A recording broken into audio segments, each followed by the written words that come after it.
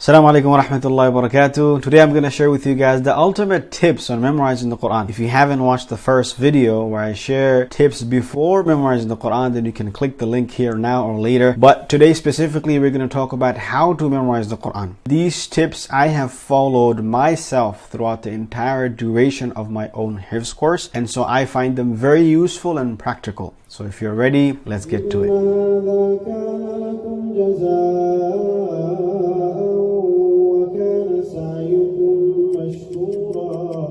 Tip number one, and this is very common sense and you will hear this a lot, is to use the same print, same version that's from the same publication. This is a famous 15-line Hifz Quran. It's famous because it has 20 pages on every juz. They start from the beginning of a verse and they finish in the end of a verse. So it's very practical, it's very reasonable, it makes sense for people to use this mushaf to memorize. Because you need to have a photographic memory or a map of where you're reading. Now if you keep on switching the mushaf from one print to another print, you're going to lose, or you're not going to have a map of what you're memorizing.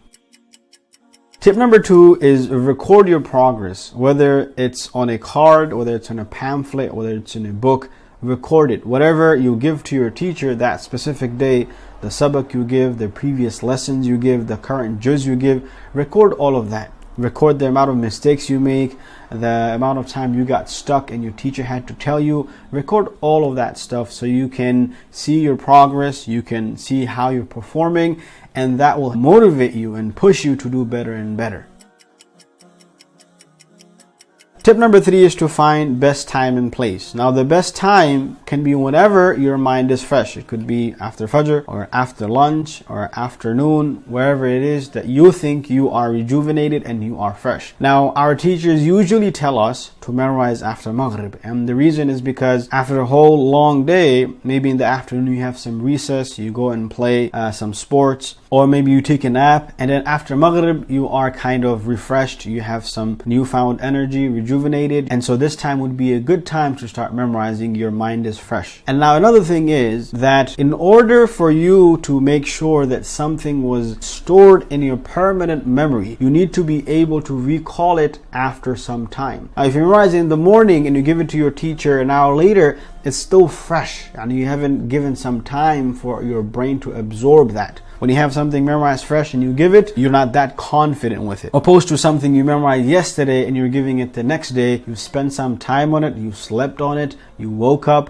and you revised it on a different day. It just has a different level of retaining. As for the best place, again, it can be the masjid. It doesn't have to be the masjid. It can be your own house, it can be your living room, it can be your bedroom. But the most important thing is that there's no distraction in that place and there's some air flowing. It's not too hot, it's not too cold. You're comfortable there, you feel at home there. Make sure your video games, your TVs, your phones, your siblings, everybody stays away at that time in that place. Try to start your memorization every day at the same time. So everyone in the house knows that, okay, my brother or my son or my daughter, they're going to start memorizing now. He's going to get in his zone. He's going to do his thing now. We cannot and should not bother him or her. And at that time, that 1 hour window you have or 2 hour window you have to go beast mode. You have to give it your all and memorize to the best of your ability.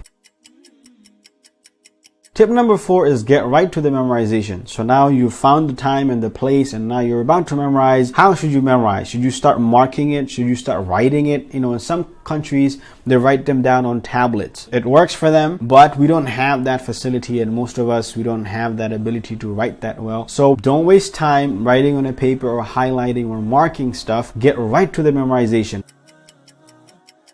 Alright, tip number five, the memorization method. Different people have different memorization method as to how they memorize, but this is the tip my father gave me, who's also a Hafiz. He told me this tip before I started memorizing. He said that when you start to memorize, so you're going to read the first verse, for example, وَهُدُوا إِلَى الطَّيِّبِ مِنَ الْقَوْلِ وَهُدُوا إِلَى صِرَاطِ الْحَمِيدِ. You start memorizing this, repeat it however many times you need to repeat it, memorize it. Once it's stored in your memory, then go to the next verse. Memorize the next verse and then come back to the first verse and then read both both of the verses together. After that, go to the third verse. When you're done with the third verse, then go back to the first verse and read all three together. Just like that until you come to all the way at the end of the page. So when you come to the end of the page, you should be able to read the whole page from your memory. Whatever method you like, stick to that one method. And over time, your brain will get used to it. And you will be able to optimize that one specific method that you are comfortable with.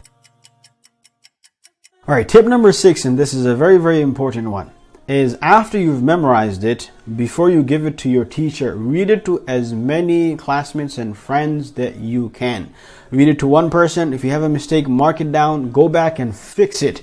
You have to fix it before you give it to your teacher, because once you memorize it like that and nobody catches it, maybe in your lifetime you'll never know, and you will, even if you know, it will be difficult to fix it once you memorize it like that. So before you register it in your brain and you're ready to give it to your teacher, read it to as many people as you can, because we don't want a single mistake, no matter how small the mistake is. We don't want to add a haraka, move a haraka, add a letter, add a mud, nothing like that. Some might say, oh, it's just a haraka or just a mud. No. Everything is part of the Quran and the speech of Allah. We cannot add or delete or omit anything, even if it's a haraka. This is a personal story of mine where I was reading to one of my friends before I was giving to the teacher. I was reading batil with a lam, and I was calling Allah batil wal-'iyadhu billah. At that time, we didn't even know the meanings or anything, but it was such a huge mistake. To this day, I still remember that friend, and I thank Allah that I was able to read to him and he caught that mistake. So it's very important that you read to someone or several people before you give it to the teacher. Alright, tip number 7, maintenance. You have memorized the juz. Every single day you should be reading that juz to your teacher, the juz that you're memorizing. After you're done with that, then you have to give one juz from your previous memorization that you have done. Every day you do one juz, you read it to your teacher. So in the beginning you can read one juz from your previous memorization, and then as your memorization bank grows, you should be adding to that juz and a half. In the end, you should be giving 2 juz every single day to your teacher, and you shouldn't have too many mistakes in those. Maybe max 2 mistakes as in your teacher has to tell you. That's a mistake. You should only give yourself 2 chances like that. If you have more than that, then you have to repeat the juz, and after you're done with the juz, you should give a test on that juz to a teacher or someone who is very strict, who will test you from beginning to end of that juz. Make that juz very, very strong. Alright, tip number 8 is mutashabihat. Know your mutashabihat well. And hufadh, you know there are so many similar verses in the Quran. If you're not focused, if you don't know where you're reading, if you don't follow along where you are, you can easily drift off. So my teacher used to tell me that imagine these mutashabihat as like you're driving on the highway. In England, I think you guys call it motorway or something. Motorway, I don't know what you guys call it. But anyways, think like you are driving on a highway or a motorway. And then when you see an exit, you have to be very careful that you take the right exit. You don't take the wrong exit, because then you'll end up somewhere else, or you have to come around and waste your time. So just like that, when you're reading mutashabiyat, for example, وَلَا يَحُضُّ عَلَىٰ طَعَامِ الْمِسْكِينِ فَلَيْسَ لَهُ الْيَوْمَ هَاهُنَا حَمِيمٌ is one exit. The other exit is وَلَا يَحُضُّ عَلَىٰ طَعَامِ الْمِسْكِينِ فَوَيْلٌ لِلْمُصَلِّينَ. So you gotta be careful, you don't take the wrong exit. The way we used to make sure that we know our mutashabihat well, we used to write them down in our Quran.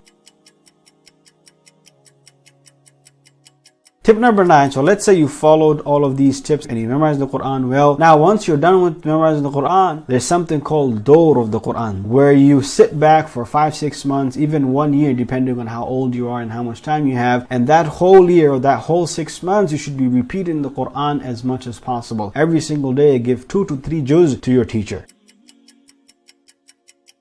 Alright, tip number 10 and the last tip is show love and affection and respect and honor your teachers, because they put so much work behind you. Teachers, after a while, they also build a love and affection for you. And the teacher's not going to show it, but once you're done and you're leaving, it's like as if they're letting go of their own child. So love them, always stay connected to them, always call them. If you see them, respect them, honor them to the best of your ability. And of course, love and honor and respect and obey your parents, because they are the one that are making the sacrifice for you. They are the one that perhaps guided you to this path, and they're the one who's going to support you in your tough times and in your good times. Alright guys, these are the tips that I had. I hope you found them beneficial. I hope I didn't miss out anything. If you think I missed out something, then write it in the comment section below so other people can see it. If you have any suggestions for me to make new videos on, you can write that in the comment section as well. And of course, your likes and your subscriptions, they all mean so much to me. I always appreciate any feedbacks you guys give me. I want to improve this and I want to make this better. Until next time, wassalamu alaikum wa rahmatullahi ta'ala wa barakatuh.